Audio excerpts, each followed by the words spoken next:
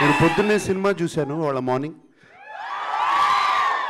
రాము 6 నెలల నుంచి నిజంగా చాలా చాలా కష్టపడి కాదు, ప్రేమతో ఇష్టపడి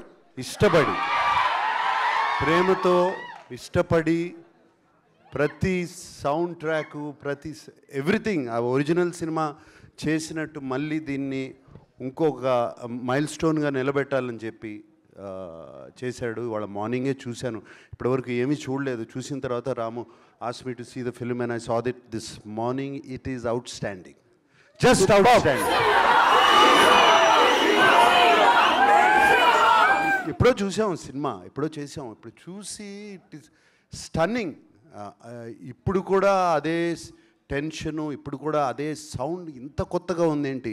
ఇప్పుడు నేను మొన్న ఈ మధ్యన చేసిన సినిమాల్లో ఎందుకు ఇలా సౌండ్ చేయట్లేదు, ఎవరు ఎందుకు చేయట్లేదు, ఇంత ఆలోచించి ఎలా చేశారు సౌండ్ డిజైన్ కానీ అది కానీ.